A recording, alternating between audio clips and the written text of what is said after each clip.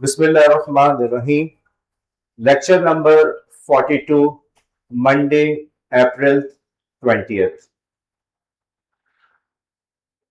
Last lecture के अंदर हमने बात शुरू की थी कि इंसानी तारीख के अंदर कुछ ऐसी इजादात हैं जिन्होंने इंसानी तहजीब के ऊपर बहुत ही गहरा असर डाला। बल्कि यूं कहा जाए कि इंसानी तहजीब के अंदर उन्होंने इनकलाब बर्पा कर दिया। जिनमें से कुछ है जैसे आग की इजाद। अपनी मर्जी से आप जब चाहें एनर्जी प्रोड्यूस कर सकते हैं, वरना उससे पहले एनर्जी, हीट क्या है, आग क्या है, एनर्जी है ना। इससे पहले एनर्जी के लिए हमें सूरज के तुलू होने का इंतजार करना पड़ता था। तो हमने देखा कि आग की इजाद एक ऐसी चीज, एक रेवोल्यूशनरी प्रोडक्ट साबित हुई, एक रेवोल्यूशनरी इन्वेंशन साबित हुई कि उसकी मदद से इंसान ने जब चाहा अपने लिए एनर्जी को प्रोड्यूस करना शुरू कर दिया। फिर हम आगे बढ़े, हमें नजर आया कि पहिए की इजाद भी एक इसी तरह से एक बहुत बड़ी इजाद थी, एक बहुत ही असर अंगेज इजाद थी।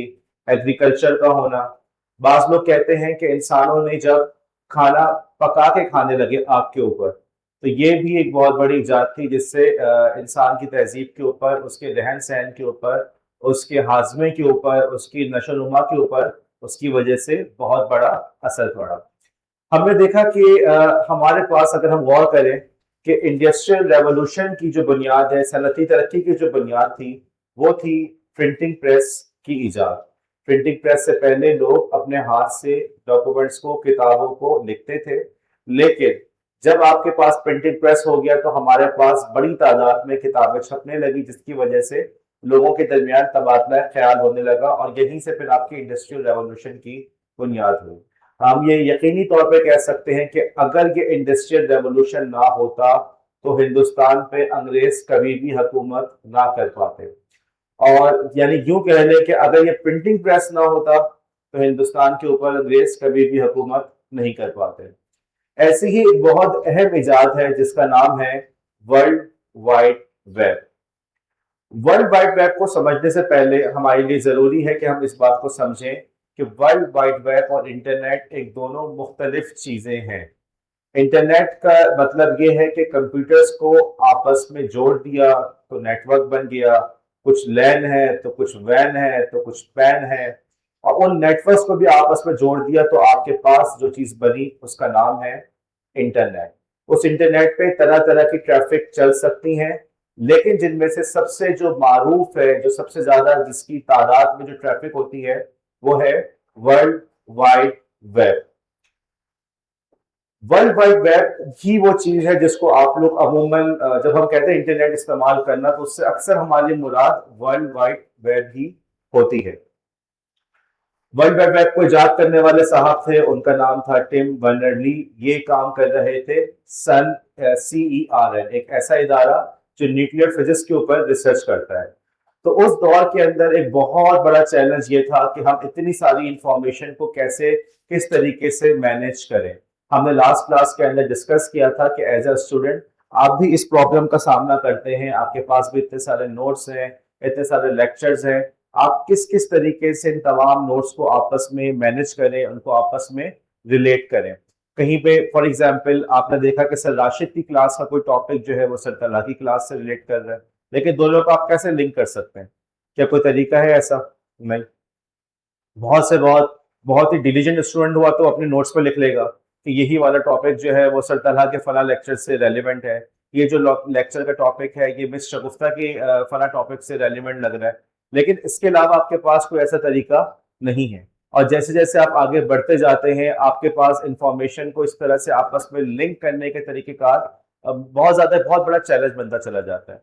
तो 1989 के अंदर ये साहब उस इदारे में काम कर रहे थे, और उस वक्त ये बहुत बड़ा मसला था। तमाम दुनिया के जो कंप्यूटर्स थे वो आपस में, जो एटलीस्ट साइंटिफिक लेबोरेटरी थी, वो आपस में कनेक्ट होते जा रही थी। ओके, साइंटिफिक रिसर्च सेंटर्स आपस में कनेक्ट होते जा रहे थे, आपस में डेटा का बहुत ज्यादा ट्रांसफर हो रहा था। लेकिन समझ नहीं आ रहा था कि इन तमाम इंफॉर्मेशन को हम किस तरीके से मैनेज करें। तो टिम बर्नर्स-ली साहब का कारनामा था कि उन्होंने इस बात को फिगर आउट किया कि हम इंफॉर्मेशन को आपस में लिंक कर सकते हैं हाइपर लिंक की मदद से।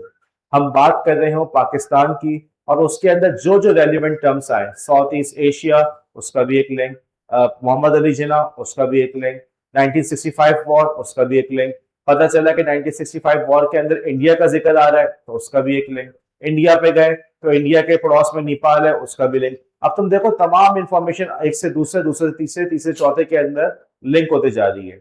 हम एक जगह गए तो वहां से दूसरे पे जाना हमारे लिए आसान हो गया। तो ये वो कारनामा था टिम बर्नर्स-ली साहब का हाइपरलिंक का, जिसकी वजह से जो अब यूं समझ लें कि आज वर्ल्ड वाइड वेब की बुनियाद बना। लेकिन बात सिर्फ इतनी सादा नहीं थी कि उन्होंने कहा चीजों को लिंक कर लो। लिंक करने का कॉन्सेप्ट तो लोगों के जहन में हमेशा से था, अभी भी आप लोग के जहन में होगा। आप लोग फॉर एग्जाम्पल स्टिकी नोट्स के जरिए से चीजों को लिंक करते हो, धागों की मदद से लिंक करते हो, राइट। उनका ये कारनामा था कि उन्होंने पूरा का पूरा पैकेज दिया। उन्होंने हमें एक ऐसी लैंग्वेज दी जिस लैंग्वेज की मदद से हम इन तमाम चीजों को लिख सकते हैं, और उस लैंग्वेज का नाम है हाइपरटेक्स्ट मार्कअप लैंग्वेज।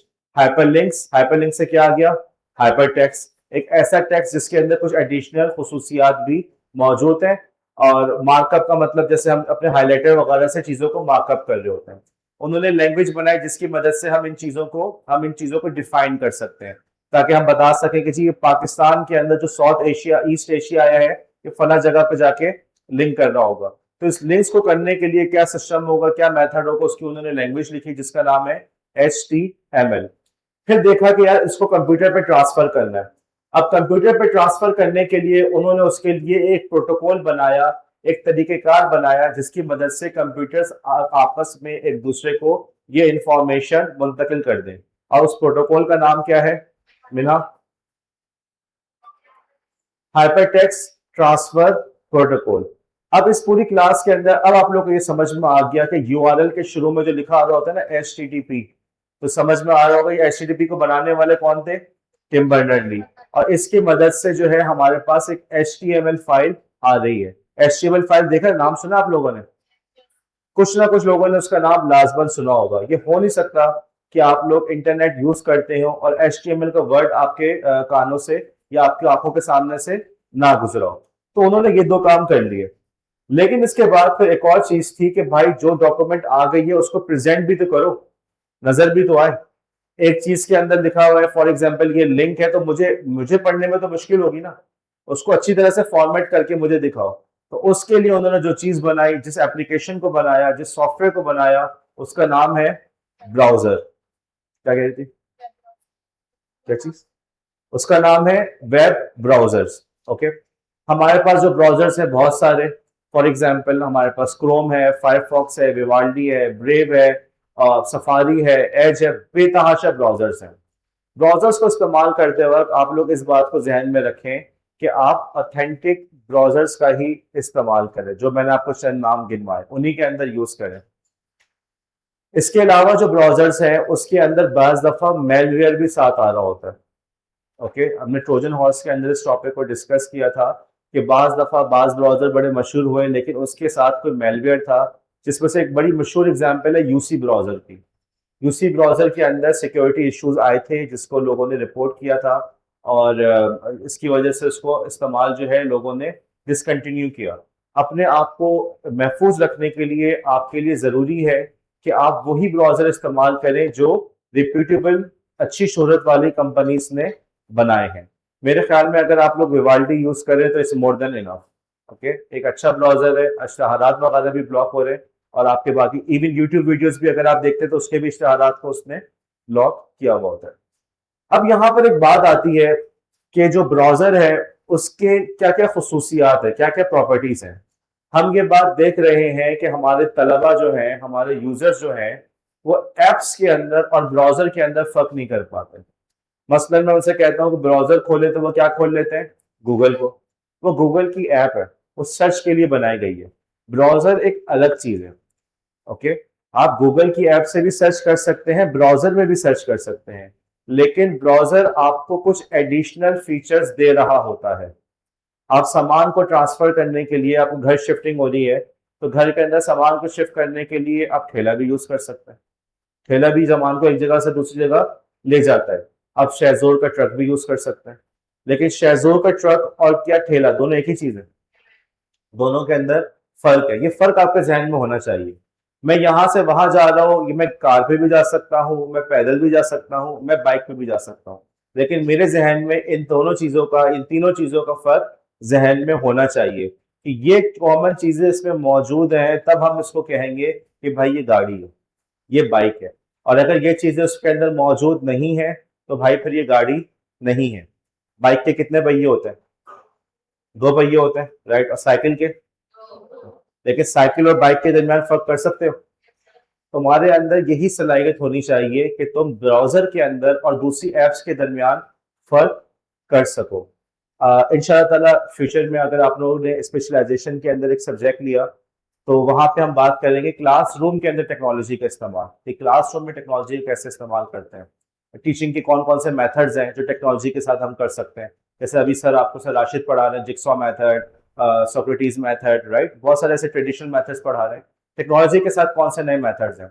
तो वहां पे आप लोग ये चीज भी पढ़ेंगे कि आईसीटी या टेक्नोलॉजी के इस्तेमाल के लिए टीचर के अंदर कौन सी कॉम्पिटेंसीज का होना जरूरी है। उनमें से बहुत अच्छी कॉम्पिटेंसी या बहुत जरूरी कॉम्पिटेंसी ये है कि आप टूल्स को असेस कर सकें। आपको पता हो कि जी इस टूल में ये फायदा है और इस टूल में ये नुकसान है, और इसका ये फायदा था और इसका ये नुकसान है।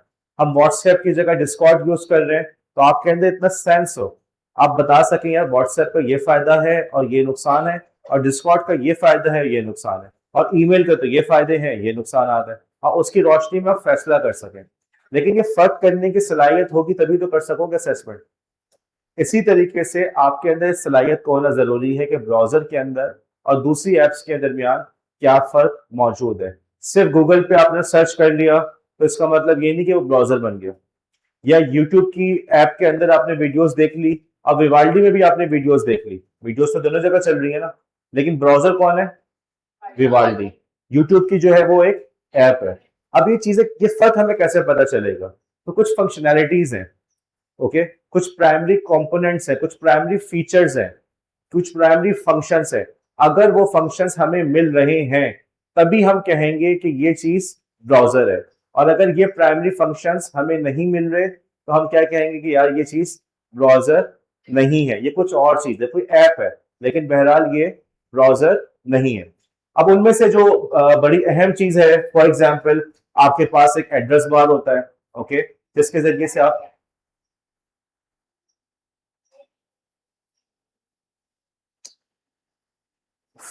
थोड़ा पहले बता देते।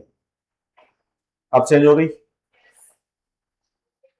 ओके, नेक्स्ट टाइम प्लीज थोड़ा सा पहले मुझे बता देना।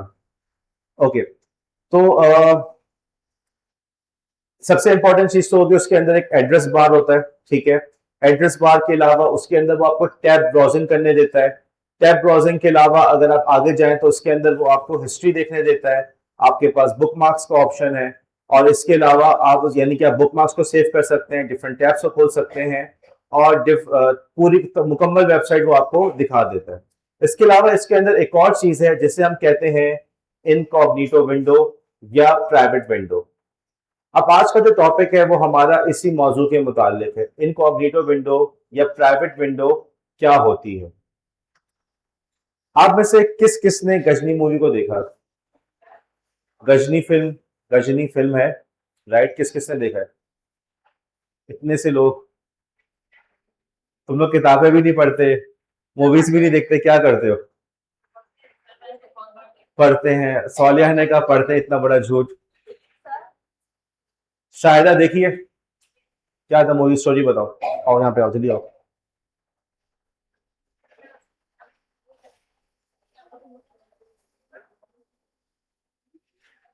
माइक सही है? नहीं पहुंचेगी।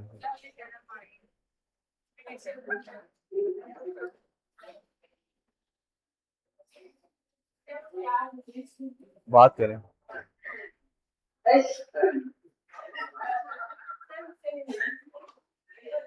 ओके, सोबिया।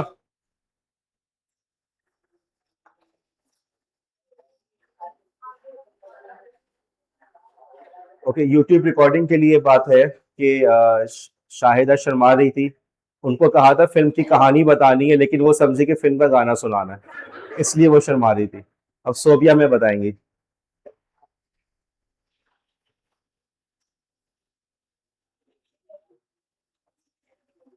हाँ, तो ये कुछ यूँ थी कि स्टार्टिंग ना एक लड़की से होती है, जिसका नाम होता है संजना। जिसका नाम होता है संजना।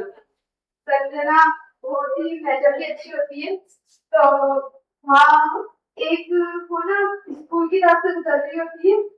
तो कुछ लड़कियाँ कुछ बच्चियाँ ना मतलब कीचड़ हो रही होती है, वहाँ से गुजर नहीं पाती। तो वो क्या करती है, दरवाजा खोलती है और उससे सब बच्चों को चढ़वाती है और उससे पूरा उसको हाथ से पार करवा देती है बच्चियों को, अच्छा, आगे क्रॉस करा सोबिया, देती है। सीन में सीन नहीं बताओ, डिटेल बता दो बस, ये क्या समझ मतलब बता वो दो। बार बार बातों को भूल जाया करता था, छोटी छोटी बातों को भूल जाया करता था। वो विलन जो था ना, उसने उसको इतना मारा था कि वो उसका जो दिमाग था ना, वो खराब हो गया था।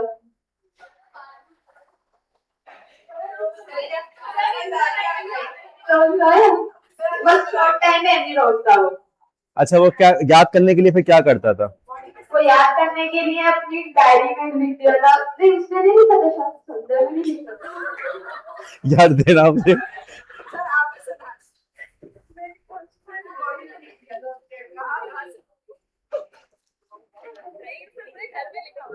सोबिया ने इतनी तफसील से बताना शुरू किया कि मैं घबरा गया। और मेरे ख्याल में उसका नाम सजना वगैरह नहीं था, आई थिंक कल्पना वगैरह कुछ था, ऐसी था ना। अच्छा, ये इवन जो पोस्टर बना है, उस पोस्टर में भी कुछ ऐसी केस से कोई नाम लिखा हुआ है। अच्छा, तो इसके अंदर हुआ कुछ यूं, जो इस मूवी की बेसिक थीम थी। अच्छा, असल में ये जो मूवी थी ना, ये एक हॉलीवुड की मूवी है, मेमेंटो। क्रिस्टोफर नोलान की मूवी है। क्रिस्टोफर नोलान हॉलीवुड के एक इंतहाई मशहूर डायरेक्टर हैं, जिसकी इनकी मूवी इंटरस्टेलर है फॉर एग्जांपल। ये तमाम मूवीज इनकी बड़ी मशहूर हुई हैं। तो बहर उनकी शुरू इब्तदाई दौर की मूवी थी मोमेंटो के नाम से। उसी की स्टोरी के लेके इन लोगों ने बॉलीवुड के अंदर मूवी बनाई जिसका नाम था गजनी। और इससे आप लोग को ये भी समझ में आता है कि क्रिएटिविटी कोई ऐसी चीज नहीं है कि बिल्कुल कोई नया आइडिया लेकर आया। आप अगर किसी पुराने आइडिया ही को लेकर उसी के अंदर कुछ चेंजेस करके अपने कल्चर में लेकर आ जाए, तो ये भी क्रिएटिविटी कहलाती है। जो बुनियादी थीम थी इस मूवी की, बात ये थी कि इसमें जो फिल्म का मरकजी किरदार था, उसकी याददाश्त हर 15 मिनट के बाद गायब हो जाती थी। उसको याद नहीं रहता था कि 15 मिनट पहले मैंने क्या बात की है। ओके। अच्छा, इस माजूरी के साथ, इस कमजोरी के साथ उन्होंने अपनी बीवी के कातिल को भी ढूंढना है। अब मसला ये है कि तो उनको जब वो जितनी भी तफ्तीश करेंगे, जो कुछ भी पहुंचेंगे, मसलन वो पहुंचे कि मुलायका को इस बारे में कुछ पता है, लेकिन 15 मिनट के बाद उनको यही याद नहीं रहेगा कि मुलायका भी कोई थी और मुलायका से जाके मैंने क्या बात करनी थी। तो नतीजा क्या निकला कि उसके लिए वो अपने जिस्म के ऊपर ही लिखने लगे, और इस तरीके से उसको मिटाना इतना आसान ना रहे। तस्वीरें इस्तेमाल करने लगे, तस्वीरों के जरिए से अपने पास चीज़ों को लिख लेते थे। तो जो फिर इस तरीके से वो मुलायका तक पहुंचे, मुलायका से फिर शाइस्ता तक पहुंचे, शाइस्ता से माहीन तक, और यहाँ पहुंच के फिल्म का जो विलेन था उसको मारपीट करने पे जो भी होता है फिल्म का अख्ताम हो जाता है। बहरहाल, पॉइंट इज के यहाँ पे आपने देखा कि वो सफर कर रहे थे एक शॉर्ट टर्म मेमोरी लॉस से। उनको बहुत जल्द, बहुत थोड़ी ही देर के अंदर बातें वो भूल जाते थे। और इस मसले के हल के लिए उन्होंने ये निकाला कि उस चीजों को कहीं पे लिख के रख लो, और रखने के बाद उनको इस्तेमाल करने की उन्होंने इस तरीके से कोशिश की। ये जो हमारा HTTP जो हम ब्राउजर वगैरह पढ़ रहे हैं ना, इसके अंदर भी कुछ ऐसे ही मसला है। ये जो हमारा HTTP है, हाइपर टेक्स्ट ट्रांसफर प्रोटोकॉल। अब प्रोटोकॉल क्या होता है? आपस में बात करने का तरीका। लेकिन इस तरीकेकार के अंदर एक खामी है कि जब हम आगे बढ़ते हैं तो पिछली बात को भूल जाता है। हर जबान में, हर तरीकेकार की अपनी कुछ खूबियां हैं, कुछ खामियां हैं। मसलन अंग्रेजी जबान की एक बड़ी अच्छी बात है सॉरी, प्लीज, राइट। और इसी चीज को उर्दू में बोलो तो क्या होगा? बहराए मेहरबानी, आप जो है यूं कर दीजिए। दोनों में कितना फर्क है, राइट। और प्लीज सॉरी कितना आसान है कि हमारे हमें अंग्रेजी कुछ आती हो ना आती हो, लेकिन सॉरी प्लीज का लफ्ज हमारी जबान पे चढ़ चुका है। जो बाखलाक लोग होते हैं वो अक्सर इसको इस्तेमाल करते, थैंक यू, प्लीज, सॉरी, इस तरह से। जबान के अलावा अगर आप देखें, फॉर एग्जाम्पल, अगर हम कम्युनिकेशन के लिए इस्तेमाल कर रहे हैं धुएं को, याद है हमने बहुत पहले प्रोटोकॉल पे जब बात की थी, तो भाई लेट्स से कि आप पहाड़ के उस जाने में, या चले आप कटी पहाड़ी की जाने में, मैं यहाँ से आपको कोई पैगाम भेजना चाह रहा हूँ, ना मोबाइल है ना कुछ है, तो मेरी आवाज आप तक पहुंच सकती है? नहीं। मैं पतंग के जरिए उड़ाऊं, पतंग भी आपको नजर नहीं आएगी। लेकिन यहाँ पे अगर मैं 3-4 टायर ला के जला दूं तो यहाँ का धुआं वहां तक आपको नजर आएगा, और उस धुएं से आपको सिग्नल मिल गया कि हमने क्या करना है। तो पहले जो हमारी कदीम आबादी थी, जो हमारे जो जंगलों में रहने वाले लोग थे, कबीले थे, वो आपस में कम्युनिकेशन के लिए धुएं वगैरह को ही इस्तेमाल करते थे। लेकिन क्या आप धुएं के जरिए से कुछ शेर सुना सकते हैं? शेरो शायरी हो सकती है, कोई कहानी सुना सकते हैं? ना। हर चीज की अपनी खुसूसियात हैं, कुछ खूबियां हैं, कुछ खामियां हैं। एचटीटीपी प्रोटोकॉल की खूबी तो बहुत बड़ी है। देखो ना, पूरी दुनिया के अंदर इनकलाब लेकर आ गया। लेकिन खामी क्या है? खामी उसके अंदर ये है कि इसके जरिए से आप जो है, इसकी याददाश्त बड़ी कमजोर है। ये गजनी फिल्म का कैरेक्टर है। हर अगली अगली बात, जब अगली बात पे पहुंचा तो पिछली बात को ये बिल्कुल भूल जाता है। इसको याद ही नहीं रहता कि बात क्या हुई थी। मसलन आप यूं समझे, जैसे माहम है, माहम खड़े हो जाए। मसलन माहम है, माहम जो है ये खरीदारी करने गई हैं अफशीन की दुकान पे। अफशीन खड़े हो जाए। इन्होंने कहा, अफशीन कैसी हैं आप? अफशीन ने कहा, जी खैरियत से हूँ। माहम ने कहा कि मुझे लॉन के ड्रेस दिखाइएगा। अफशीन ने कहा ठीक है। उसने 2-3 ड्रेस निकाले। माहम ने कहा कि मुझे वो ना ब्लू वाला ड्रेस दिखाइएगा, और अफशीन ने जो है ब्लू वाला, मसलन कॉटन का ड्रेस निकाल के दिखाया। माहम ने कहा, मैंने आपसे कहा था लॉन का। उनको याद ही नहीं रहा। अगली बात पर जैसे पहुंचे ब्लू वाला, तो अफशीन को याद ही नहीं रहा कि बात किसकी चल रही थी, लॉन की। अच्छा, एक और मिसाल लो। माहम ने जाके अफशीन से कहा, अफशीन मुझे आपकी दुकान से लॉन के ये ड्रेस चाहिए। उन्होंने निकाल के रख दिया। माहम ने कहा, 1 मिनट में पेमेंट करने से पहले ना अपनी अम्मी से पूछ लो। मैं जरा दुकान में सिग्नल नहीं आ रहा, बाहर फोन करके आ रही हूँ। माहम बाहर गई, अम्मी को फोन किया, अम्मी ये 3 ड्रेस हैं और तकरीबन 2,500 रुपए का पड़ रहा है, एक मैं ले लूँ, परचेस कर लूँ? अम्मी ने कहा, हाँ जी ले लें। माहम वापस दुकान में आई, और अफशीन ने कहा, अस्सलाम वालेकुम, कैसी हो माहम, काफी दिनों बाद आई हो, कैसे आना हो? प्रॉब्लम क्या था? अफशीन को याद ही नहीं रहा कि चंद लम्हे पहले ये मुझसे 3 ड्रेस पैक करवा चुकी हैं। प्रॉब्लम नजर आ रहा है? ठीक है। यही वाला प्रॉब्लम है आपके एचटीटीपी प्रोटोकॉल के अंदर। आप गए वेबसाइट के ऊपर, जीमेल खोला, आपने उसमें डाला कि जी मेरा नाम talha@gc.edu.pk है, ये मेरा पासवर्ड है। ओके, और मुझे ईमेल चाहिए, तो इनबॉक्स में कौन कौन सी ईमेल्स मौजूद है। वहां पहुंचे। फिर आपने कहा कि मेरी जो सेंड में ईमेल है ना, मुझे सेंड की भी ईमेल दिखाओ, मैंने कौन सी सेंड की है। उसका जवाब आया, कौन है आप, कौन हो भाई, क्या करना है? मैंने फिर बताया, मैं talha@gc.edu.pk, ये मेरा पासवर्ड है, सेंड दिखाया। मैंने कहा अच्छा वापस जाना है, मैंने इनबॉक्स में। उसने क्या कहा, कौन है आप? उसको याद ही नहीं रह रहा कि एक लम्हे पहले आपकी उससे क्या बात हुई थी। ये प्रॉब्लम समझ में आ रहा है? देखो, अगर तुम्हारी रोजमर्रा की जिंदगी के अंदर अगर तुम्हें इस प्रॉब्लम का सामना करना पड़े, तुम्हारी कम्युनिकेशन कितनी मुश्किल हो जाए, कितना प्रॉब्लम आ जाए, राइट? तुम दुकान पर जाओ कि मैंने दूध परचेस करना है, वो दूध निकाल के लेकर आए, राइट? मसलन आपने कहा मुझे 1 किलो दूध चाहिए, वो निकाल के लेकर आए, फिर पूछा क्या चाहिए, तो बोले भाई अभी 1 किलो दूध आपसे कहा था। ऐसा होगा नहीं होगा, राइट?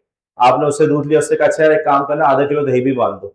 बात फिर क्या हो भाई, क्या हो, पेमेंट तो तुमने की नहीं। मसला समझ में आ रहा है? अब इस मसले का हल क्या है? कैसे हम इस प्रॉब्लम को सॉल्व कर सकते हैं? गजनी ने क्या किया था? वो अपनी बॉडी पे लिखने लगा, उसने तस्वीरों को इस्तेमाल करने लगा, वो डायरी को इस्तेमाल करने लगा। उसने कुछ ऐसी याददाश्त के लिए कुछ चीजों को रखा कि जिसके जरिए से वो देख सके कि यहाँ पे बात क्या चल रही थी। ओके, ये प्रॉब्लम। अच्छा, अब अफशीन क्या कर सकती है दुकान के अंदर? अफशीन क्या करे? अफशीन टैटू करना शुरू करे। अफशीन टैटू करेगी, उसका हाथ खत्म हो जाएगा, जिस्म खत्म हो जाएगा, कहाँ लिखेगी फिर वो बताओ? वो नोट कर सकती हैं, वो डायरी में लिख लें। अब वो क्या करें?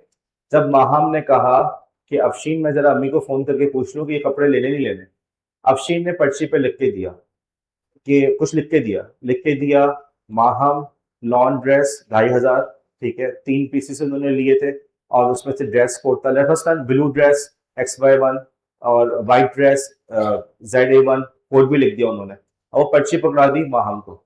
अब जब माहम दुकान के अंदर दाखिल हुई तो माहम ने साथ में वो पर्ची भी पकड़ा दी, ये लो पर्ची।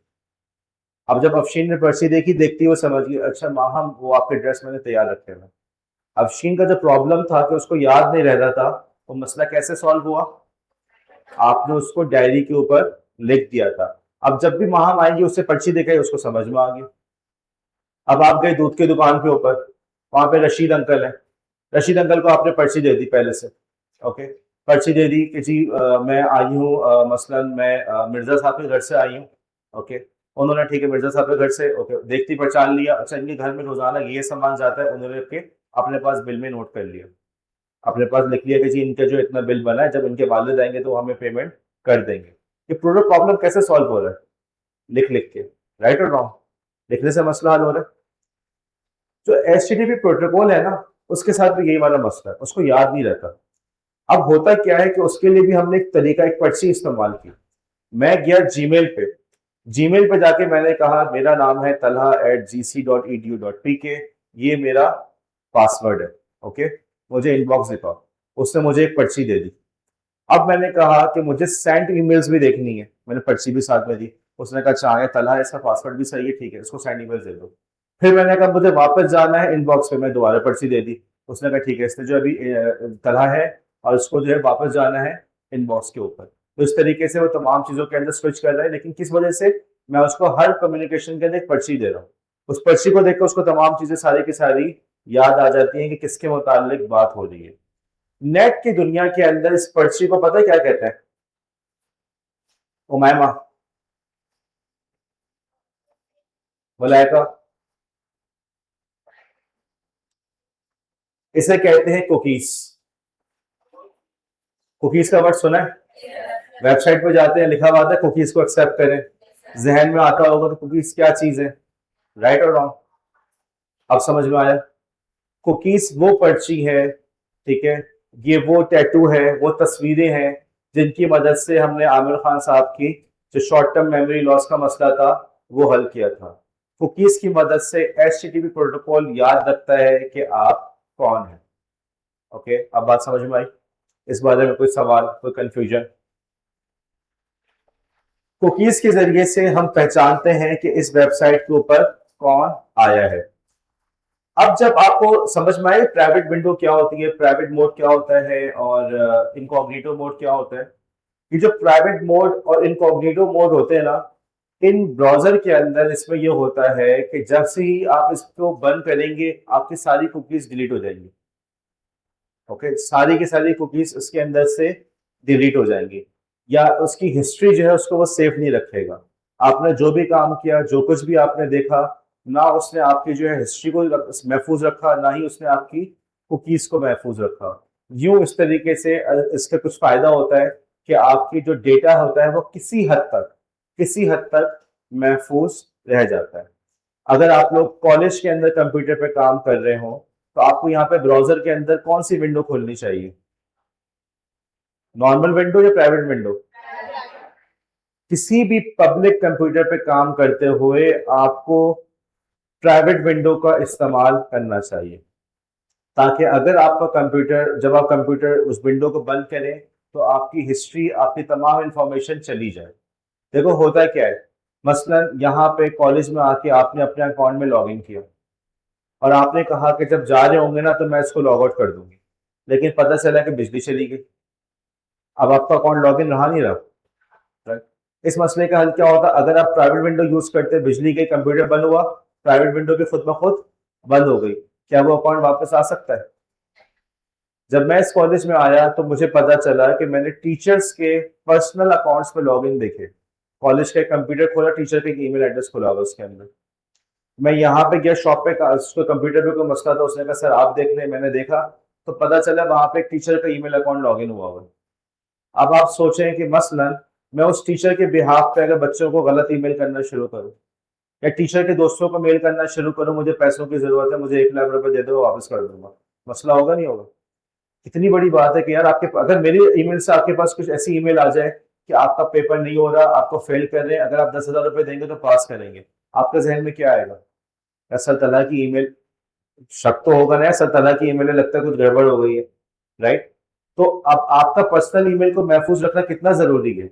अपने व्हाट्सएप को देख लो, क्या अपना व्हाट्सएप आप मुझे दोगे? मैं आपके मोबाइल पे व्हाट्सएप पे मैसेजेस देखता रहूं और आपके व्हाट्सएप से दूसरों को मैसेज करता रहूं, क्या ये सही है? तो अगर आपका ईमेल अकाउंट है वो भी तो बहुत खतरनाक बात है। तो ये, चूंकि हमारे यहाँ लोगों के अंदर डिजिटल लिटरेसी नहीं है, तो उनको नहीं पता था प्राइवेट विंडो का ऑप्शन, आपको पता चल गया। कभी भी किसी ऐसे कंप्यूटर पर काम करें जो आपका नहीं है, जो आपको बिलोंग नहीं करता, आपके भाई का है, आपके कजन का है, किसी रिश्तेदार के घर पे गए हुए, किसी लाइब्रेरी में गए हुए, डिजिटल लाइब्रेरी में गए हुए, लैब में बैठे हुए, शॉप पे गए हुए कि यार मेरी फला चीज की ना तुम प्रिंट निकाल दो, ईमेल आई हुई है, ईमेल खोल के ना जरा इसका मुझे आईडी कार्ड की प्रिंट निकाल दो, एग्जाम का आईडी कार्ड आया हुआ है उसकी प्रिंट निकाल दो। उन तमाम सूरतों में आपने कौन सा वाला ईमेल यूज करना, कौन सी विंडो यूज करना है? Private window. ओके, ये बात आई। प्राइवेट विंडो को जैसे ही बंद करते हैं, आपकी कुकीज, आपकी हिस्ट्री सबके सब मिट जाती है। ब्राउजर के अंदर ये जो प्राइवेट विंडो होता है, आप देखेंगे स्लाइड के ऊपर, तो यहाँ पे ये आ रहा होता है इनकॉग्निटो विंडो के नाम से, और कहीं पे ये आ रहा होता है इन प्राइवेट विंडो के नाम से। ओके, कहीं पे प्राइवेट विंडो है, कहीं पे इन प्राइवेट विंडो है, कहीं पे इनकॉग्निटो विंडो है। अच्छा, अब ये सोचने की बात है, कुकीज की जो वार्निंग आती है वो क्यों आती है? देखा, वार्निंग आ रही होती है हर वेबसाइट के ऊपर, क्या फजूल चीज लगती है? क्या, कैसा फील होता है, क्या है ये?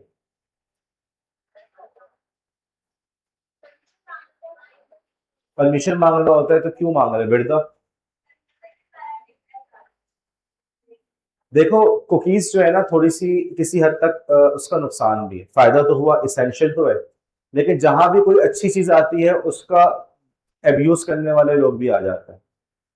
आप तसव्वुर करो, जैसे आप गए दुकान में, अभी जैसे हमने दुकान की मिसाल दी थी, अफशीन की दुकान है, दूध की दुकान है, आप गए, उसको कुकीज की मदद से उसने याद रखा कि आप कौन है, कहाँ से आए, राइट? मसलन आप गए lucky one. Okay, lucky one के अंदर अब कोई बंदा आपके पीछे पीछे नोट करता जा रहा है, आप गई ये बुनैंजा की शॉप में गई, उन्होंने वहां पे इन इन कपड़ों को देखा, उसको हाथ लगाया, इसकी प्राइस मालूम की, उसके बाद वहां से ये गई हैं जे डॉट के अंदर, उन्होंने इन कपड़ों को देखा, ये चीज देखी, उन्होंने इसको परचेज किया, और उन्होंने मर्दाना कपड़े भी देखे। ओके, चलो लिखते जा रहे हैं। उसके बाद जो ये गई हैं फॉर एग्जाम्पल खाड़ी की शॉप पे, वहां पे उन्होंने ये चीजें देखी और ये चीज परचेज की और ये किया, वो किया। फिर ये फूड कोर्ट में गई है, वहां पर जाके ये खा ली थी। अगर कोई बंदा आपकी तमाम चीजों को नोट कर रहा हो, आपको कैसा फील होगा? अच्छा फील होगा?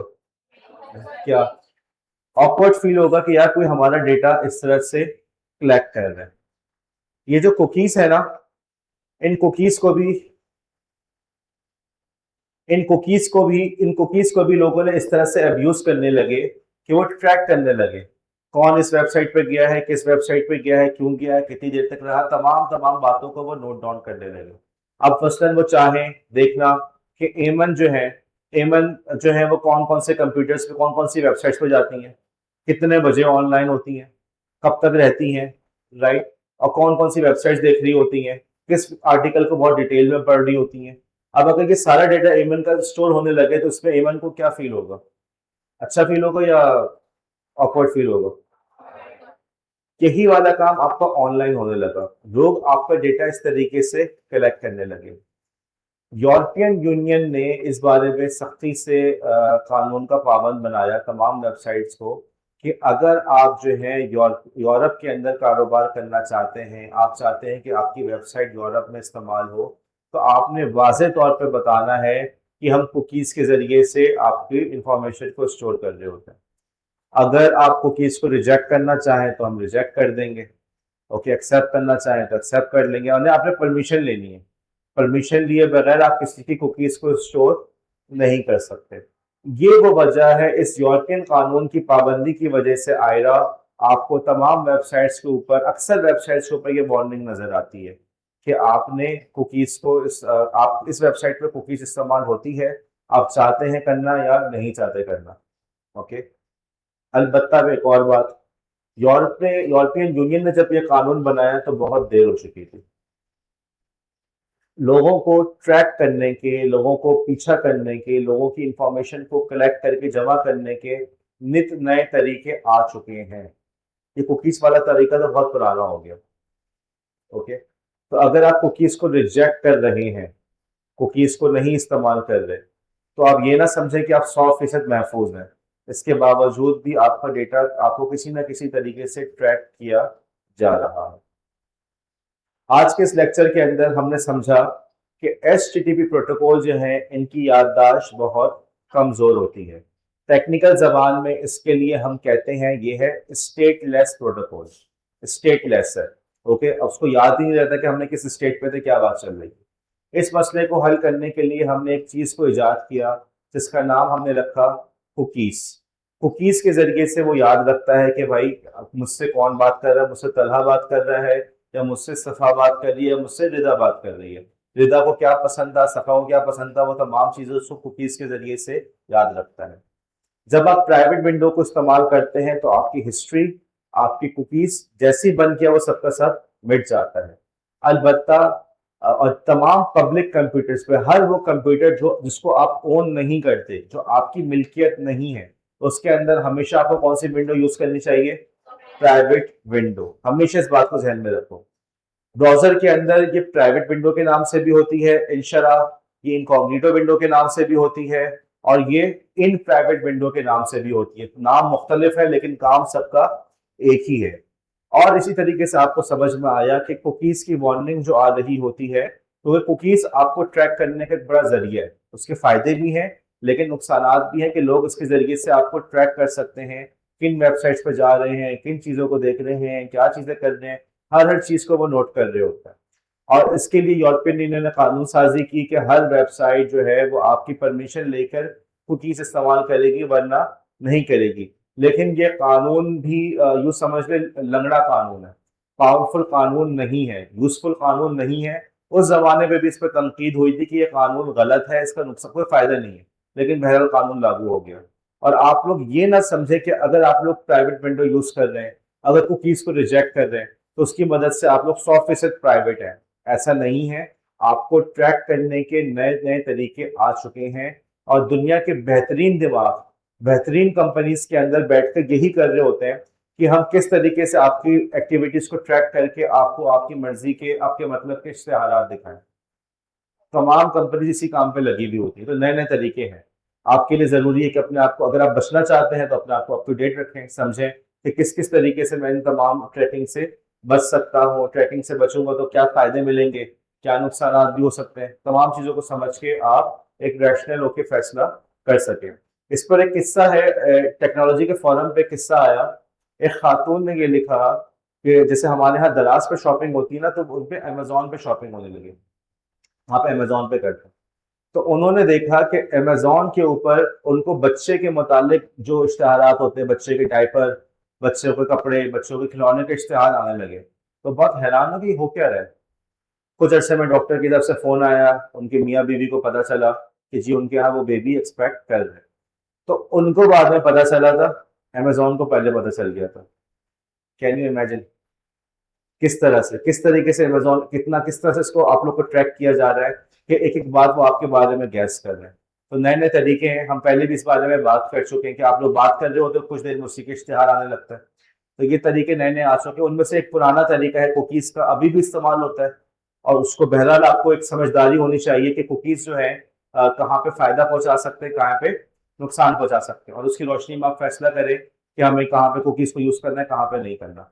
एटलीस्ट अगर आप इतना याद रखें कि हर पब्लिक कंप्यूटर पे आपने कौन सी विंडो यूज करनी है, दैट्स मोर देन इट। इतना भी कर लें तो ये भी गनीमत है।